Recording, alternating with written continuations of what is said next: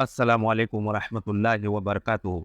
सामईन, सिरात अल मुस्तकीम चैनल पे फिर से एक बार खुशामदीद। उम्मीद है कि आप सब खैरियत से होंगे।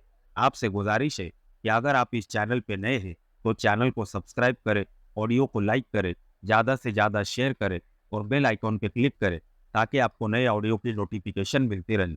अल्लाह आपको बेहतरीन बदला दे। बिस्मिल्लाहिर्रहमानिर्रहीम। सुबह सवेरे हबीब अपने रोज़मर्रा के मामूल के मुताबिक निकल गया। वो कई दिनों की गैर हाजिरी के बाद मदीना वापस आया था, इसलिए इब्ने दाऊद और बिन्त यामीन से कह गया था कि वह शाम तक ही वापस आ सकेगा। इब्ने दाऊद हबीब के जाने के बाद बिन्त यामीन ने कहा, कैसा पत्थर मेरे हवाले कर दिया है, क्या मैं इस पत्थर को मोम कर सकूंगी? नहीं, नहीं। क्यों नहीं? इब्ने दाऊद ने कहा, पत्थरों को ही मोम करना है बिन्त यामीन। इस शख्स को कत्ल करना होता तो ये बड़ा ही आसान काम था। तुम जानती हो कि इसके हाथ से कत्ल करवाने हैं। सबसे पहले हम दोनों इसके हाथों कत्ल होंगे। बिन्त यामीन ने कहा, इसे जो ही पता चला कि हम यहूदी हैं तो यह मुझे तलाक देकर घर से निकाल नहीं देगा, बल्कि मुझे कत्ल करके मेरी लाश बाहर फेंक देगा, फिर तुम्हें तलाश करके तुम्हें कत्ल कर देगा। क्या तुमने देखा नहीं कि उसके दिल में यहूदियों की कितनी नफरत भरी हुई है? इसके इतनी लंबी बात का मतलब सिर्फ ये था कि यहूदी इस्लाम का बदतरीन दुश्मन है और यहूदी को जिंदा रहने का हक नहीं। क्या तुम सारे सबक भूल गई हो? इब्ने दाऊद ने कहा, क्या तुम अपनी असलियत को छुपा नहीं सकोगे? क्या तुम उसे यह यकीन नहीं दिला सकोगे कि तुम रसूलुल्लाह सल्लल्लाहु अलैहि वसल्लम के आशिक और इस्लाम की कंदील पर जलकर राख होने वाला परवाना हो?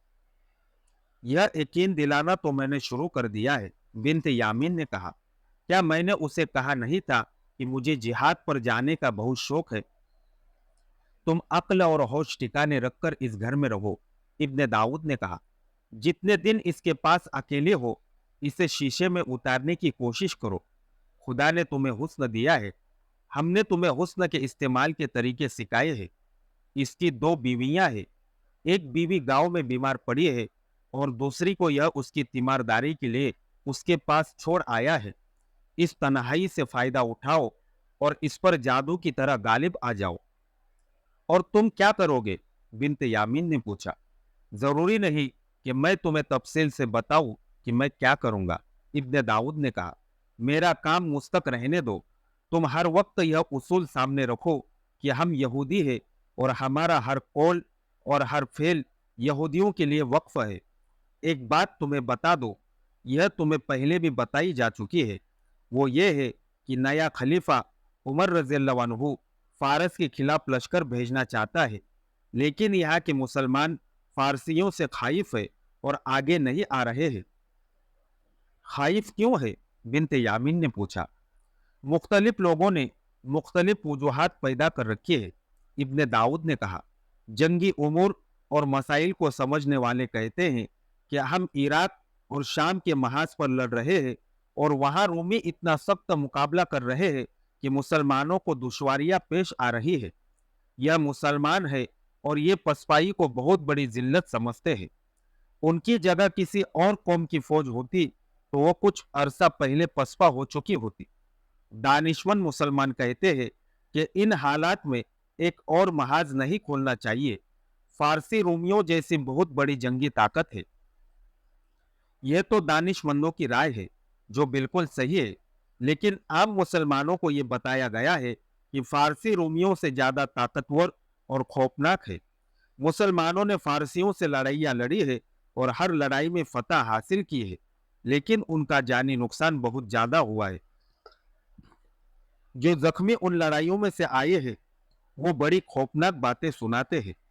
हमने ये काम करना है कि मदीना के अंदर और मजाफाती इलाकों में मुसलमानों में मुसलमान बनकर फारसियों की ताकत और खूंखारी की ऐसी बातें मशहूर करनी है कि कोई मुसलमान उस महाज पर जाने के लिए तैयार ही न हो। अगर उन्हें जबरन भर्ती कर लिया गया तो? नहीं बेवकूफ। इब्ने दाऊद ने बिन्त यामीन को आगे बोलने न दिया और कहा, मुसलमानों की कोई फौज नहीं। ये बातें तुम्हें बताई जा चुकी है और तुम भूलती जा रही हो। ये लोग लश्कर इस तरह बनाते हैं کہ خلیفہ کی طرف سے اعلان ہوتا ہے کہ فلاں محاذ پر اتنے ہزار آدمیوں کی ضرورت ہے، لوگ فوراً اکٹھا ہو جاتے ہیں اور منظم لشکر کی صورت اختیار کر لیتے ہیں۔ ان پر ایسی کوئی پابندی نہیں ہوتی کہ یہ تنخواہ دار ہے، اس لیے محاذ پر نہ جانے یا محاذ سے بھاگ آنے پر انہیں سزا ملے گی۔ میں یہاں عورتوں کو خائف کروں گی، بنت یامین نے کہا۔ تمہارے ساتھ میرا رابطہ رہے گا، ابن داؤد نے کہا۔ 2-3 دن تو میں اسی گھر میں رہوں گا، یہاں اپنے 2-3 آدمیوں سے ملنا ہے۔ یہ تو تم جانتی ہو کہ اس مہم میں ہم دونوں ہی نہیں اور بھی آدمی یہی کام کر رہے ہیں۔ نوجوان لڑکیوں کو تربیت دی جا رہی ہے، انہیں سرکردہ مسلمانوں کی بیویاں بنایا جائے گا۔ اسی مدینہ میں جہاں بنی اسرائیل اسلام کے خلاف سازشوں کا جال بچھا رہے تھے، خلیفہ دوم حضرت عمر رضی اللہ عنہ ذہن اور اعصاب پر ایسا بوجھ اٹھائے ہوئے تھے جسے وہی برداشت کر سکتے تھے۔ یہ ان مسائل کا بوجھ تھا جو امت رسول اللہ صلی اللہ علیہ وسلم کے اتحاد کو پارا پارا کر سکتے تھے۔ ایک مسئلہ تو یہ تھا کہ عمر رضی اللہ عنہ کی خلافت کو سب لوگ تسلیم کرتے ہیں یا نہیں۔ اگر تسلیم کرتے ہیں تو کیا سچے دل سے کرتے ہیں یا رسمی طور پر؟ اس سوال کا جواب عمر رضی اللہ عنہ کو مل چکا تھا۔ ان کے مخالفین کی کمی نہیں تھی، لیکن ان کے پہلے خطبے نے مخالفین پر نہایت اچھا اثر کیا تھا۔ ان کے دلوں میں سے مخالفت نکل گئی تھی۔ ایک تو یہ خطبہ تھا جو سب نے سنا اور ذہنوں سے وسوسے نکل گئے، لیکن خطبے کے بعد آگے بیٹھے ہوئے لوگوں نے حضرت عمر رضی اللہ عنہ کی زبان سے کچھ اور بھی الفاظ سنے تھے۔ خدا کی قسم، مسجد سے باہر آ کر لوگ ایک دوسرے کو بتا رہے تھے، میں نے خلیفہ کو دیکھا ہے۔ ان کی آنکھوں میں آنسو تھے، خلیفہ نے ہاتھ اٹھا رکھے تھے اور اس کی نظریں آسمان کی طرف تھی۔ عمر رضی اللہ عنہ کی یہ دعا جن لوگوں نے سنی وہ باہر آ کر سب کو سنا دی۔ خطبے کے بعد عمر رضی اللہ عنہ ہاتھ اٹھائے، نظریں آسمان کی طرف کیے، اللہ سے کہہ رہے تھے، یا اللہ، میں سخت ہوں، مجھے نرم کر دے، میں کمزور ہوں، مجھے قوت عطا کر، یا اللہ، میں بخیل ہوں، مجھے سخی بنا۔ پھر آگے بیٹھے ہوئے لوگوں نے جو عمر رضی اللہ عنہ کی آواز سن سکتے تھے، باہر آ کر سب کو بتایا کہ خلیفہ خاموش ہو گئے اور اپنے دونوں ہاتھ چہرے پر رکھ کر سر جھکا لیا۔ بیٹھے بیٹھے لوگوں کی طرف مڑے، خطبہ ختم ہو چکا تھا جو حضرت عمر رضی اللہ عنہ نے کھڑے ہو کر دیا تھا۔ وہ بیٹھ گئے تو مسجد کے تمام آدمیوں میں چیمگوئیاں شروع ہو گئی تھی۔ اس وقت حضرت عمر بن خطاب نے یہ بھی کہا تھا، اللہ نے میرے 2 عظیم رفیقوں کے بعد مجھے یہ ذمہ داری سونپا کر میرے ساتھ تم سب کو بھی آزمائش میں ڈال دیا ہے۔ خدا کی قسم، تمہارا جو مسئلہ اور جو معاملہ میرے ساتھ آئے گا اسے میں ہی سلجھاؤں گا، اور جو لوگ اور ان کے مسئلے میری نظروں سے دور ہوں گے ان کی بھی کفایت اور امانت کو ہاتھ سے نہیں جانے دوں گا، اور مسئلے مجھ سے کتنے ہی دور ہوئے میں ان تک پہنچوں گا۔ اگر لوگوں نے میرے ساتھ بھلائی کا رویہ رکھا تو میں یقیناً اس کے ساتھ بھلائی کروں گا، اور جو لوگ برائی سے باز نہیں آئیں گے میں انہیں ابنتناک سزا دوں گا۔ یہ تو ایک مسئلہ تھا جو بہت حد تک حل ہو گیا تھا۔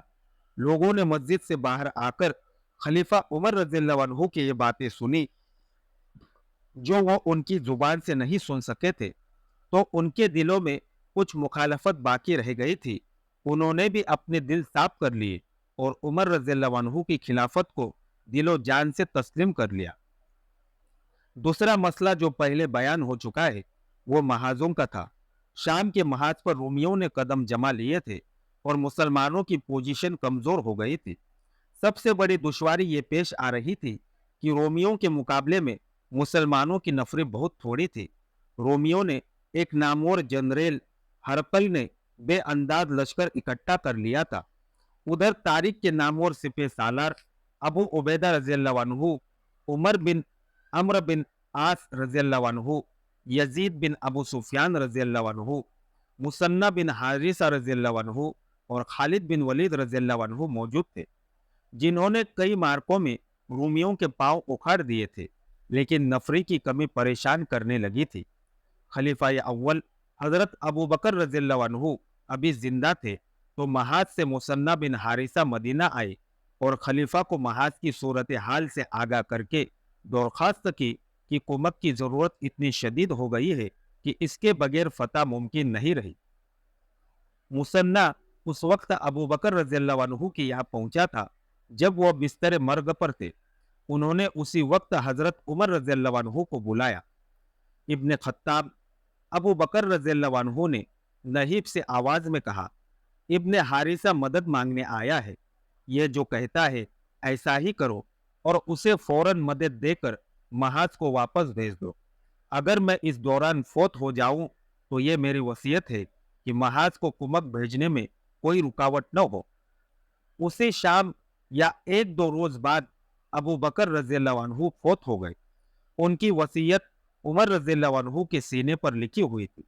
खिलाफत के पहले खुतबे के बाद उमर रज़ियल्लाहु अन्हु ने लोगों से कहा कि इराक और शाम के मुआवजे पर मदद की शदीद जरूरत है, इसलिए लोग एक लश्कर की सूरत में मुनज्जम होकर मुसन्ना के साथ मुहाज पर जाए। उमर रज़ियल्लाहु अन्हु को यह देखकर मायूसी हो रही थी कि लोगों में मुहाज पर जाने के लिए हिचकिचाहट सी नजर आ रही थी। इसका सबब यह था कि मुसलमानों में कुछ इस किस्म का तासुर पैदा हो गया था कि रोमी और फारसी बहुत बड़ी जंगी ताकतें हैं, उनके हथियार भी बेहतर किस्म के हैं और उनकी नफरी भी बहुत ज्यादा है। मदीना और गर्द नवाह के लोग इस वजह से भी मुहाज पर जाने से पसो पेश कर रहे थे कि हजरत उमर रज़ियल्लाहु अन्हु की नजर रोमियों की बजाय फारसियों पर ज्यादा थी। उमर रज़ियल्लाहु अन्हु फारस पर फौज कशी में ज्यादा दिलचस्पी रखते थे और खलीफा बनने से पहले वो अपने इस इरादे का जिक्र करते रहते थे। इसकी वजह यह हो सकती थी कि उमर रज़ियल्लाहु अन्हु रसूलुल्लाह सल्लल्लाहु अलैहि वसल्लम का एक फरमान पूरा करने को बेताब थे। रसूलुल्लाह सल्लल्लाहु अलैहि वसल्लम ने मुख्तलिफ मुल्कों के बादशाहों को मुरासले रवाना किए थे कि वह इस्लाम कबूल कर ले। इस दावतनामे के जवाब में बेशतर बादशाह खामोश रहे थे या किसी एक आध ने तंजिया सा जवाब दे दिया था, लेकिन फारस के बादशाह खुसरो परवेज का जवाब सख्त तौहीन आमेज था। उसके दरबार में जब रसूल करीम सल्लल्लाहु अलैहि वसल्लम का कासिद पैगाम लेकर गया तो खुसरो परवेज ने कासिद के हाथ से पैगाम लेकर पढ़ा और आग बबूला हो गया। उसने कासिद की बेइज्जती की और पैगाम फाड़ कर इस तरह हवा में उछाल दिया कि उसके टुकड़े उसके दरबार में बिखर गए। कासिद ने वापस आकर रसूल करीम सल्लल्लाहु अलैहि वसल्लम को बताया कि खुसरो परवेज ने पैगाम फाड़ कर उसके टुकड़े बिखेर दिए थे। उसकी सल्तनत इसी तरह टुकड़े टुकड़े होकर बिखर जाएगी। रसूल अकरम सल्लल्लाहु अलैहि वसल्लम ने फरमाया और खामोश हो गए। अब हजरत उमर रज़ियल्लाहु अन्हु खलीफा थे और लोगों को वो वक्त याद आ रहा था जब रसूल करीम सल्लल्लाहु अलैहि वसल्लम की जुबान मुबारक से यह अल्फाज निकले थे। उमर रज़ियल्लाहु अन्हु उस वक्त वहां मौजूद थे। फारस के इस बादशाह की इस हरकत पर उमर रज़ियल्लाहु अन्हु को जो गुस्सा आया था वो उनके चेहरे से जाहिर हो रहा था। अब फारस का बादशाह खुसरो परवेज तो नहीं था, लेकिन उमर रज़ियल्लाहु अन्हु फारस की ताकतवर सल्तनत के टुकड़े करके बिखेर देने का अज़्म लिए हुए थे। मुसलमानों पर फारसियों की कुछ ज्यादा ही दहशत तारी थी, जिसकी एक वजह यह थी कि फारसियों के पास हाथी थे जिन्हें जंग की खुसूसी ट्रेनिंग दी गई थी। ये हाथी सिंध से भेजे गए थे और हाथी भेजने वाला सिंध के राजा दाहिर के खानदान का था। फारस की फौज के साथ मुसलमानों की मुख्तलिफ महाजों पर टक्कर हुई थी। मुजाहिदीन ने हर मार्के में फारसियों को शिकस्त दी थी, लेकिन उन्हें बहुत ज्यादा दुश्वारियां पेश आई थी। महाजों से जो शदीद जख्मी वापस आते थे, खुसूसन वह जिनके आज़ा कट जाते थे, उन्हें देखकर लोग डरते थे। यह डर उस नौयत का नहीं था जो बुजदिली की पैदावार होता, न ही जोखमी मुहाजिदीन लोगों को आकर डराते थे। वो ऐसे डरपोक होते तो महाजों पर जाते ही ना। वो दरअसल शाकी थे।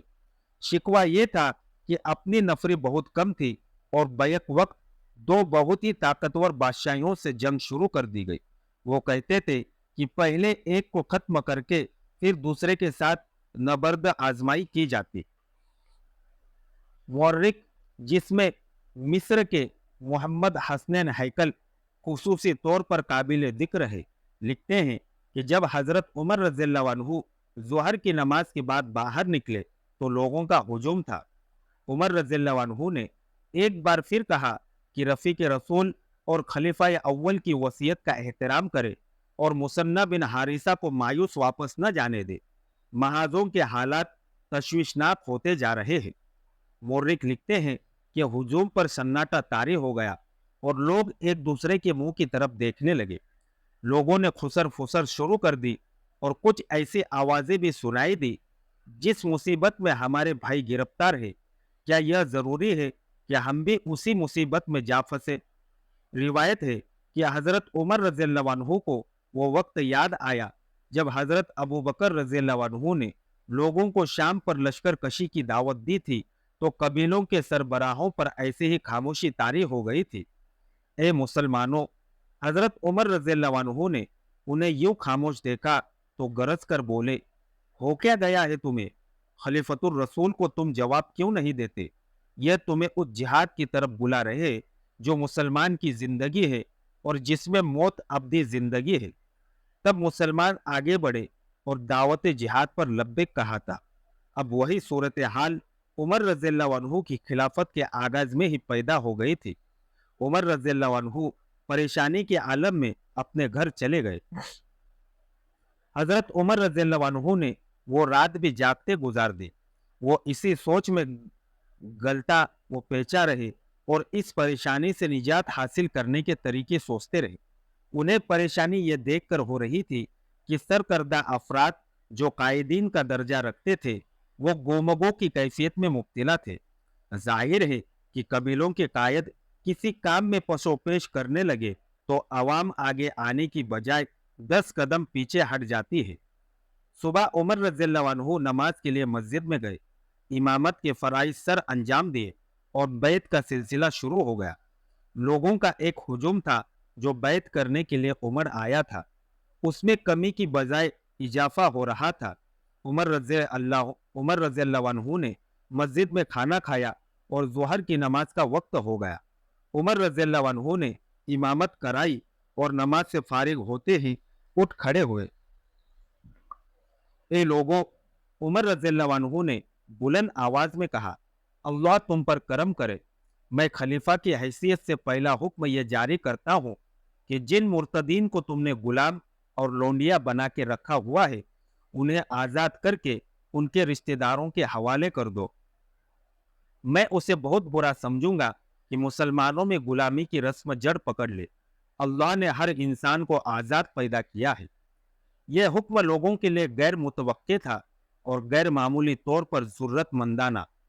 لوگوں نے مرتدین کو اپنی مرضی سے غلام بنا کے نہیں رکھا تھا، بلکہ یہ خلیفہ اول حضرت ابو بکر رضی اللہ عنہ کا حکم تھا جو انہوں نے ارتداد کے خلاف جہاد کے آغاز میں ہی دے دیا تھا۔ حکم یہ تھا کہ مرتدین اگر سچے دل سے اسلام قبول کرتے ہیں تو انہیں بخش دیا جائے، اور جو کوئی انکار کرے اسے پکڑ لیا جائے، اور جو لڑے اسے قتل کر دیا جائے، اس کے گھر کو آگ لگا دی جائے اور اس کی عورتوں اور بچوں کو غلام بنا لیا جائے۔ یہ حکم بہت ہی سخت اور ظالمانہ معلوم ہوتا ہے۔ اسلام میں ایسے حکم کم ہی ملتے ہیں، لیکن مرتدین کا جرم ایسا گھنونا تھا کہ وہ اسی سزا کے حقدار تھے۔ یہ بہت سے قبیلے تھے جنہوں نے رسول کریم صلی اللہ علیہ وسلم کی زندگی میں اسلام قبول کر لیا تھا اور انہیں وہ تمام مراعات حاصل ہو گئی تھی جو مسلمانوں میں حقوق میں شامل تھی۔ انہیں سب سے بڑا اعزاز تو یہ ملا تھا کہ اللہ کے رسول صلی اللہ علیہ وسلم کا اعتماد حاصل ہو گیا تھا۔ رسول کریم صلی اللہ علیہ وسلم رحلت فرما گئے تو اس کے ساتھ ہی بہت سے قبیلوں کے سردار اسلام سے نہ صرف منحرف ہو گئے بلکہ اسلام کے خلاف تخریبی کارروائیوں میں مصروف ہو گئے۔ انہوں نے پہلا کام یہ کیا کہ زکوٰۃ دینے سے صاف انکار کر دیا۔ یہی نہیں بلکہ ان میں سے رسالت اور نبوت کے دعوے دار اٹھنے لگے۔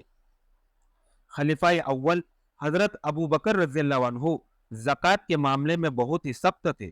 ان کے یہ الفاظ تاریخ کے دامن میں محفوظ ہے، اگر یہ لوگ رسول اللہ صلی اللہ علیہ وسلم کی خدمت میں ऊंट बांधने वाली सिर्फ एक रस्सी बतौर जकात दिया करते थे और अब इससे इनकार करते हैं, तो खुदा की कसम मैं उनसे जंग करूंगा। उन लोगों का दूसरा जुर्म तो और ज्यादा संगीन था। उन्होंने खातमुन नबीयीन सल्लल्लाहु अलैहि वसल्लम के बाद रसूल खड़े कर दिए थे। उनका मकसद ये था कि इस्लाम का चेहरा मस्क करके इस मजहब को खत्म कर दिया जाए। वो मुसलमानों को धोखा देने के लिए मुसलमान हुए थे। तकरीब कारी के आगाज के लिए उन्होंने निहायत मौजू वक्त देखा, यानी रसूलुल्लाह सल्लल्लाहु अलैहि वसल्लम की रहलत का वक्त। मुर्तदीन ने सोचा था कि मदीना मातम कदा बना हुआ होगा और मुसलमानों का हौसला और जज्बा खत्म न हुआ तो इतना कमजोर जरूर हो गया होगा कि उनमें लड़ने की हिम्मत नहीं होगी। अबू बकर रज़ियल्लाहु अन्हु ये जुर्म मुआफ करने वाले नहीं थे। उन्होंने खालिद बिन वलीद रज़ियल्लाहु अन्हु और अम्र बिन आस रज़ियल्लाहु अन्हु जैसे नामवर और तारीख साज सालारों को मुर्तदीन की सरकोबी के लिए भेजा। उन सालारों ने खूनरेज लड़ाइयाँ लड़ी। उन्होंने थोड़े से अरसे में बनु असद, उज़ाआ और बनु तमीम जैसे ताकतवर और शर्कस कबीलों को तहे तेक कर लिया। हजरत अबू बकर रज़ियल्लाहु अन्हु ने मुर्तदीन की बेखतनी के लिए बड़े ही सख्त अहकाम दिए थे। उनके आदमियों, औरतों और बच्चों को गुलाम तक बना लिया था। लेकिन उमर रज़ियल्लाहु अन्हु ने हुक्म जारी कर दिया कि उन गुलामों को आज़ाद करके उनके रिश्तेदारों के हवाले कर दिया जाए। मदीना के लोगों को यह हुक्म पसंद न आया। मजमे में मुख्तलिफ आवाज़ें उठी। कोई कह रहा था कि हमने खलीफा अव्वल के हुक्म से गुलामी में रखा था। किसी ने कहा कि खलीफा अव्वल के हुक्म की खिलाफ वर्जी उनकी वफात के बाद अच्छा इकदाम नहीं। मोरिखों ने मुख्तलिफ हवालों से राय दी है कि मुर्तदीन ने अपने अज़ाइम और मकासिद में शिकस्त खाई तो उनमें से बहुत से ताइब होकर सच्चे दिल से मुसलमान हो गए थे। जिनको गुलाम बना लिया गया था वो मुसलमानों के हुस्न सुलूक से मुतासिर होकर उनके वफादार हो गए थे। उमर बिन खत्ताब रज़ियल्लाहु अन्हु ने जब देखा कि लोग मुसन्ना बिन हारिसा के साथ महाजों पर जाने के लिए तैयार नहीं हो रहे, तो उन्होंने इस तवक्को पर मुर्तदीन के गुलाम आज़ाद करने का हुक्म दिया था कि वो खुश हो जाएंगे और उनमें से जिन्होंने इस्लाम कबूल कर लिया है वो दावत जिहाद कबूल करके इराक और शाम को मुहाजों पर चले जाएंगे। बाज़ मुबस्सिरों ने लिखा है कि हज़रत उमर रज़ियल्लाहु अन्हु ने कहा था कि मुसलमानों में गुलाम रखने की रस्म नहीं होनी चाहिए। उन्होंने ये भी कहा था कि अल्लाह ने इंसान को आज़ाद पैदा किया है। हज़रत उमर रज़ियल्लाहु अन्हु ने सिर्फ इसलिए इन गुलामों को आज़ाद करने का हुक्म दिया था कि मुसलमानों में गुलामी का रिवाज पक्का न हो जाए, और दूसरा इसलिए कि इंसान इंसान का गुलाम न रहे। लोग इस हुक्म पर एतराज़ कर रहे थे। उमर रज़ियल्लाहु अन्हु के जो दुरुस्ती मशहूर थी वह औद कर आई। उन्होंने कहा, अरब की मिसाल एक ऊंट की सी है जिसे नकेल पड़ी हुई है और वह अपने सारबान के पीछे पीछे चलता है। यह देखना सारबान का फर्ज है कि वह ऊंट को किस तरफ ले जाता है। रब्बे काबा की कसम, मैं अरबों को राह रास्त पर लाके छोड़ूंगा। मुसन्ना बिन हारिसा ने किसी तरह महसूस कर लिया कि लोग फारस की जंगी ताकत के खाइफ है। किसी कबीले के सरदार ने इस खौफ का इजहार कर भी दिया। हमारे पास इतनी ताकत नहीं कि हम फारस पर हमला करें। उस सरदार ने कहा, फारस की जंगी ताकत को कभी मैदान जंग में देखे फिर बात करें। मुसन्ना बिन हारिसा से रहा न गया, वो उठ खड़ा हुआ। उसने यह भी न देखा कि खलीफा लोगों से मुखातब है। ए लोगों, मुसन्ना ने बड़ी ही बुलंद आवाज में कहा, वो कौन सा फारस है जिसका खौफ तुम्हारे दिलों पर बैठ गया है? क्या तुम नहीं जानते कि हम फारस की जंगी ताकत से टक्कर ले चुके हैं? हमने फारस के बाहर उसकी सल्तनत के एक बेहतरीन हिस्से पर कब्जा कर रखा है। हम फारसियों को कई लड़ाइयों में शिकस्त दे चुके हैं। हमने बाबुल के खंडरात में फारसियों को शिकस्त दी है। लेकिन मुश्किल ये पेश आ गई है कि फारस के बादशाह ने अपनी हारी हुई फौज के लिए कुमक भेज दिए, मगर हम कुमक से महरूम हैं। क्या तुम यह भी नहीं कर सकते कि जो मुजाहिदीन शहीद हो गए हैं उनकी कमी पूरी कर दो? तुम्हारे दिल इतने पत्थर क्यों हो गए हैं कि जो अल्लाह की राह में कुफ्र के खात्मे के लिए लड़ते हुए जख्मों से छलनी होकर बेकार हो गए हैं? उनकी खाली जगह पूर्ण नहीं करते। खुदा की कसम, मुसलमान किसी से भी कभी नहीं डरे। मैं मुहाज से आया हूँ। नफरी की कमी की वजह से हम किला बंद हो गए हैं। हम अपने दिफा में लड़ सकते हैं, किले से निकलकर पेश कदमी नहीं कर सकते। क्या तुम उस दिन के इंतजार में हो जिस दिन तुम्हारे भाई और तुम्हारे बेटे महाज से भाग कर आएंगे और तुम्हें आकर बताएंगे कि वो अपने साथियों की लाशें और तड़पते कराहते हुए जख्मी मैदान में छोड़ आए हैं और वो फारसियों के घोड़ों तले रोंदे जा रहे हैं। मजमे पर सन्नाटा तारी हो गया। हजरत उमर रज़ियल्लाहु अन्हु लोगों के चेहरे से उनके तासुरात और रद्द अमल मालूम करने की कोशिश कर रहे थे। मुसन्ना बोलता जा रहा था और लोगों के चेहरों के तासुरात बदलते जा रहे थे। फिर लोगों में बेचैनी देखने आई। उमर रज़ियल्लाहु अन्हु ने भाप लिया कि लोगों में जज्बा बेदार हो रहा है। उन्होंने मुसन्ना का असर कबूल कर लिया है। हजरत उमर रज़ियल्लाहु अन्हु उठ खड़े हुए। मुसन्ना बैठ गया। ऐ ईमान वालो, हजरत उमर रज़ियल्लाहु अन्हु ने कहा, क्या तुम हिजाज में ही कैद होके बैठ जाना चाहते हो? क्या वो लोग तुम में से नहीं है जो अपने घर बार छोड़कर कहां से कहां जा पहुंचे हैं? वो उस सर जमीन पर फैल जाने को चले गए हैं जिसका वादा अल्लाह ने अपनी किताब में किया है कि वह तुम्हें उसका वारिस बनाएगा। अल्लाह तुम्हारे दीन को बेदीन लोगों के दिलों पर गालिब करेगा। अल्लाह अपने दीन के पैरोकारों को दूसरी कौमों की मिरास अता करने वाला है। खुदा की कसम, तुम अल्लाह के वादों से भाग रहे हो या फारसियों की हैबत तुम पर तारी हो गई है? क्या तुम में अल्लाह के माबूद होने की शहादत देने वाला कोई नहीं रहा? क्या तुम बातिल से डरते हो इसलिए हक की तलवार को बेनियाम नहीं करते? लोगों में खुसर फुसर सुनाई देने लगी जो बुलंद होते होते ऊंची आवाजों की सूरत इख्तियार कर गई। फिर यह आवाजें एक आवाज में सिमट गई। खुदा की कसम, हमने रसूल अल्लाह सल्लल्लाहु अलैहि वसल्लम के दिखाए हुए रास्ते पर चलकर अल्लाह के दीन को सरबुलंद किया और इसे अरब की सरहदों से बाहर ले जाकर फैलाया। वो कौन सी कौम थी जिसने हमें ललकारा? हमने उसे नीचा नहीं दिखाया। रसूल अल्लाह सल्लल्लाहु अलैहि वसल्लम हमसे जुदा हो गए तो हमने खलीफा अबू बकर रज़ियल्लाहु अन्हु की क़ियादत कबूल की और हर हाल में उनके साथ रहे। अल्लाह ने हमारी मदद की। हम में से किसी पर कभी यह कैफियत तारी नहीं हुई थी जो आज हो गई है। हमें क्या हो गया है कि अपने खलीफा उमर रज़ियल्लाहु अन्हु की दावत जिहाद पर खामोश बैठे हैं? ये आवाज अबू उबैदा बिन मसूद बिन अमर अस्सक्फी की थी। मैं मुसन्ना बिन हारिसा के साथ जाऊंगा, अबू उबैद बिन मसूद ने कहा। और मैं भी, एक सहाबी सलीद बिन कैस रज़ियल्लाहु अन्हु ने उठकर कहा। और उसके बाद लब्बैक लब्बैक की आवाजें बुलंद होने लगी। महाज पर जाने वालों की तादाद 1000 तक पहुंच गई। हजरत उमर रज़ियल्लाहु अन्हु को चेहरा खुशी से तमतमाने लगा। मौरिक लिखते हैं कि जिहाद पर जाने वाले ये तमाम रजाकार मदीना के रहने वाले थे। एक अजीब सवाल पैदा हो गया। खलीफतुर रसूल, एक सरकर्दा मदनी ने उठकर कहा, क्या आप देख नहीं रहे कि महाज पर जाने वालों में अक्सरियत मदीना के अंसार और मुहाजिरीन की है? मैं देख रहा हूँ। हजरत उमर रज़ियल्लाहु अन्हु ने कहा, और तुमने ये बात क्यों कही है? इसलिए कही है कि इस लश्कर का सालार कोई मदनी ही होना चाहिए। मदनी ने जवाब दिया, किसे ऐसे मुहाजिर या अंसारी को इस कुमत की सालारी दे जिसने पहले कभी मैदान जंग में शुजात दिखाई हो और वह साहबा किराम में से हो। नहीं, हजरत उमर रज़ियल्लाहु अन्हु ने कहा, वल्लाह मैं किसी मदनी या किसी सहाबी को सालार नहीं बनूंगा।